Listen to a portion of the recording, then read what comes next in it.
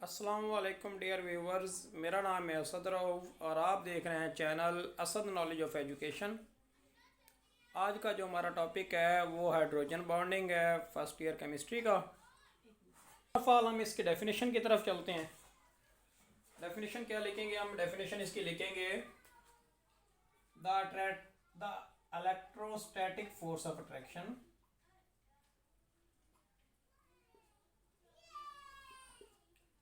क्या है? एक इलेक्ट्रोस्टैटिक कशिश की कुव्वत है। The electrostatic force of attraction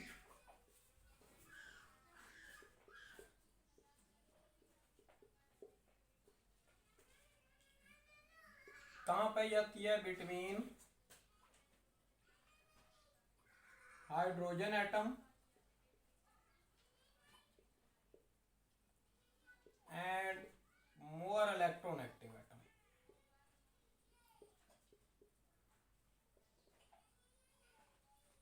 electronegative atom जैसा कि हमारे पास कौन से हो सकते हैं जी? हमारे पास इलेक्ट्रोनेगेटिव एटम में हो सकता है जी fluorine, oxygen, nitrogen, etc is called hydrogen bonding.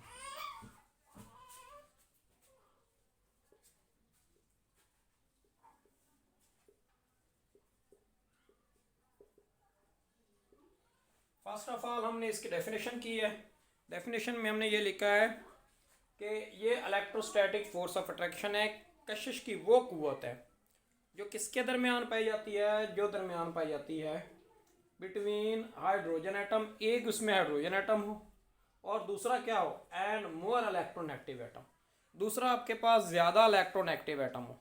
ज़्यादा इलेक्ट्रोनेगेटिव एटम आपका फ्लोरीन भी हो सकता है, ऑक्सीजन भी हो सकता है, नाइट्रोजन भी हो सकता है। ये तीन सबसे ज़्यादा मोस्ट इलेक्ट्रोनेगेटिव एटम हैं, जिनमें सबसे ज़्यादा इलेक्ट्रोनेगेटिविटी फ्लोरीन की है। सेकंड नंबर पे जो मोस्ट इलेक्ट्रोनेगेटिव एटम है वो ऑक्सीजन है एंड थर्ड वन नाइट्रोजन है। अगर आपका हाइड्रोजन एटम इन एटम के साथ जुड़ा होता है तो उस मॉलिक्यूल्स में क्या पाई जाएंगी? उस मॉलिक्यूल्स के अंदर हाइड्रोजन बॉन्डिंग पाई जाएंगी। उस मॉलिक्यूल्स के अंदर हमारे पास क्या पाई जाती है जी? Hydrogen bonding. तो ये तो इसकी होगी डेफिनेशन।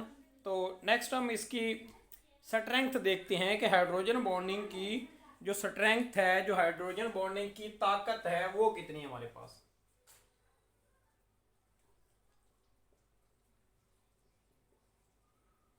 जब हम हाइड्रोजन बॉन्डिंग की स्ट्रेंथ की बात करते हैं तो इसका हम कंपैरिजन करेंगे किसके साथ?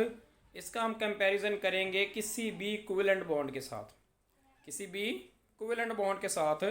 तो ये कोवेलेंट बॉन्ड से कितना वीक होती हैं? कोवेलेंट बॉन्ड से कितना वीक होती हैं, हम कंपैरिजन करके वो देखेंगे कि ये कोवेलेंट बॉन्ड से कितना वीक है। तो ये कोवेलेंट बॉन्ड से वीक होती हैं 20% weaker then covalent bond. 20% weaker then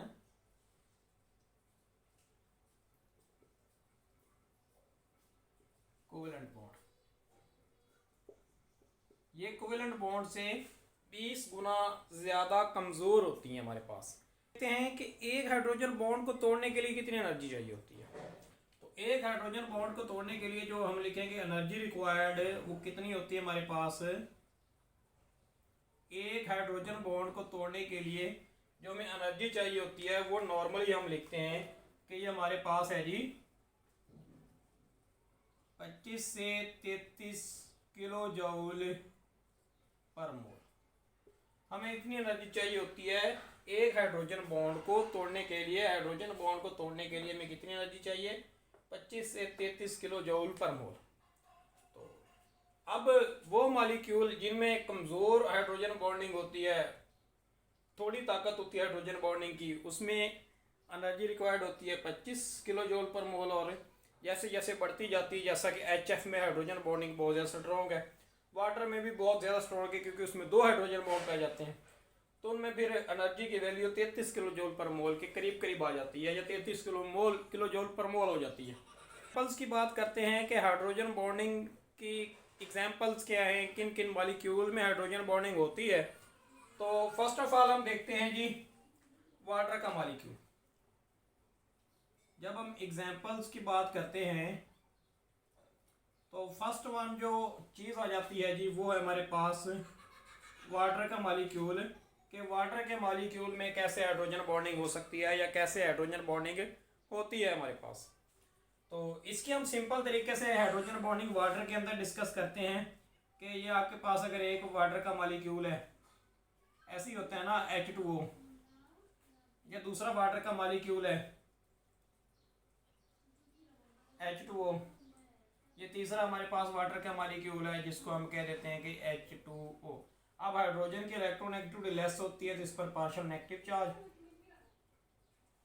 अब हाइड्रोजन की इलेक्ट्रोनेगेटिविटी लेस होती है तो इस पर पार्शियल पॉजिटिव चार्ज, और ऑक्सीजन पर पार्शियल नेगेटिव चार्ज आ जाएगा हमारे पास। इसी तरह इस हाइड्रोजन पर भी, इस ऑक्सीजन पर भी, ऐसे ही इस ऑक्सीजन पर हमारे पास पार्शियल नेगेटिव और इस हाइड्रोजन पर पार्शियल पॉजिटिव। एक इधर हमारे पास, एक इधर हाइड्रोजन बॉन्डिंग बन जाएगी, एक इधर हाइड्रोजन बॉन्डिंग बन जाएगी। क्योंकि हम जानते हैं hydrogen bonding weak force of attraction है, इसलिए हम हाइड्रोजन बॉन्डिंग को डॉटेड लाइन से जाहिर करते हैं। उसकी वजह क्या है? क्योंकि हाइड्रोजन बॉन्डिंग क्या है जी, एक वीक फोर्स ऑफ अट्रैक्शन है। इसको हम इधर लिख भी सकते हैं अलग से पैरा बना के, अलग से पॉइंट बना के रिप्रेजेंटेशन। तो हम लिखेंगे hydrogen bonding are represented by dot lines because hydrogen bonding are weaker force of attraction, इसलिए हम इसको एक डॉट लाइन से जाहिर करते हैं, जैसे कि हम इधर इसको जाहिर कर रहे हैं। हम वाटर की जो डायग्राम है ना, इसको इससे और तरीके से भी बना सकते हैं, क्योंकि ये सिंपल सी डायग्राम है। अब वाटर के अंदर दो हाइड्रोजन है तो दोनों हाइड्रोजन के मॉलिक्यूल हाइड्रोजन बॉन्डिंग में हिस्सा ले सकते हैं। हम इस डायग्राम से हट के एक, ये तो बहुत ज़्यादा सादा किस्म की आ जाती है ना, एक इससे अच्छी डायग्राम, नेक्स्ट लेवल की डायग्राम भी हम बना सकते हैं। वो नेक्स्ट लेवल डायग्राम हमारे पास क्या है, वो कुछ इस तरह है कि वाटर का मॉलिक्यूल जो वी शेप होता है हम उसको बनाते हैं इधर। ये हमने वाटर का मॉलिक्यूल बना दिया वी शेप। तो नेक्स्ट इधर एक वाटर का मॉलिक्यूल बनाते हैं, वो भी हम वी शेप बनाते हैं। ये हमने नेक्स्ट वाटर का मॉलिक्यूल बना दिया वी शेप। अब इधर एक और वाटर का मॉलिक्यूल बनाते हैं, वो भी वी शेप। इधर एक नेक्स्ट बनाते हैं वाटर का मॉलिक्यूल, वो भी हम क्या बनाते हैं जी, वी शेप ही बनाते हैं।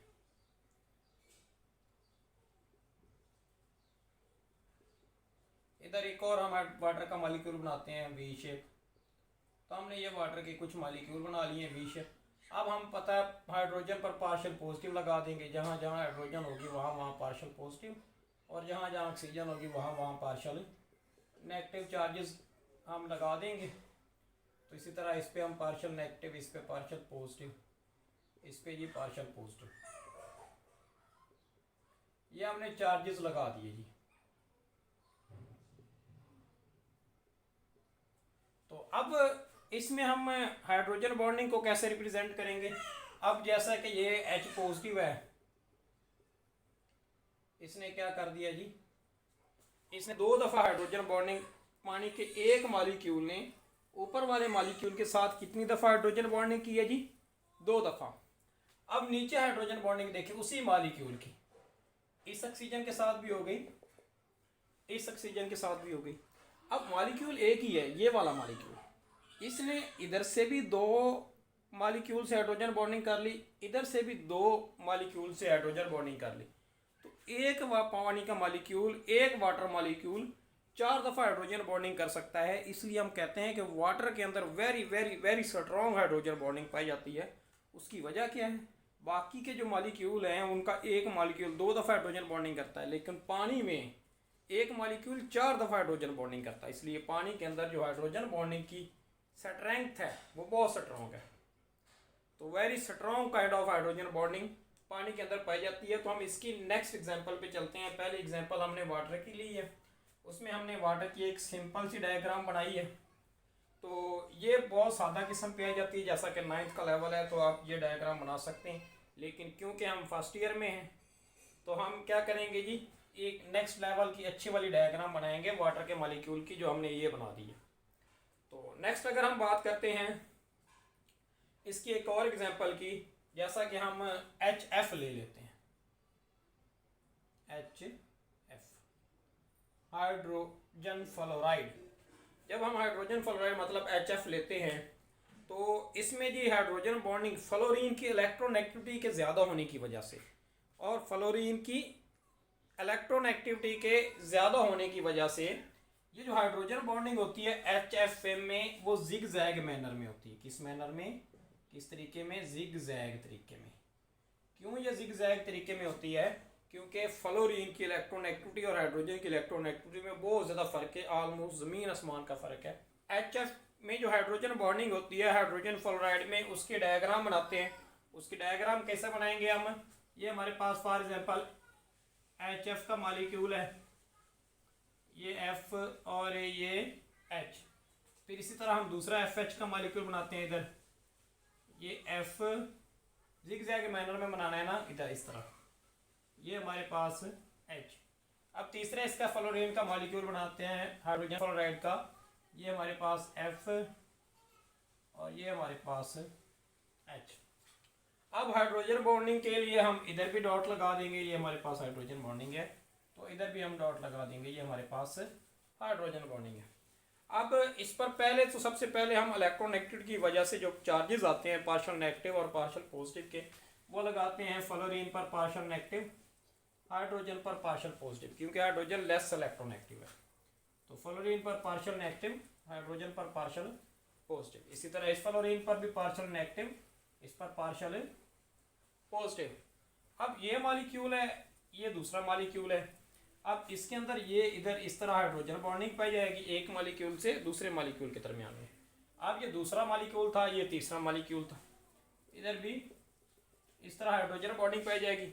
अब इसमें आप देखो, ये इसका जी मॉलिक्यूल है, सेंट्रल मॉलिक्यूल है, जैसे हमने उधर पर ये वाटर का सेंट्रल मॉलिक्यूल लिया था, तो इसका सेंट्रल मॉलिक्यूल क्या है जी, ये वाला है।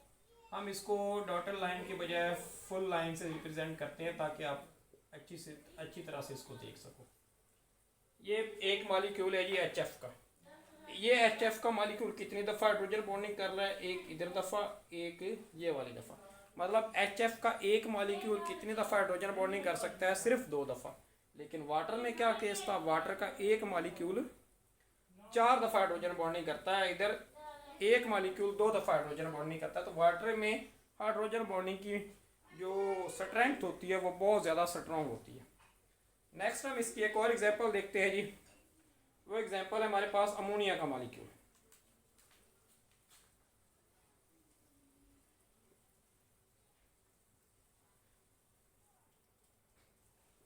ये हमने इसकी नेक्स्ट एग्जांपल देखते हैं अमोनिया का मॉलिक्यूल। अब अमोनिया में हाइड्रोजन बॉन्डिंग के डायग्राम हम किस तरह बनाएंगे?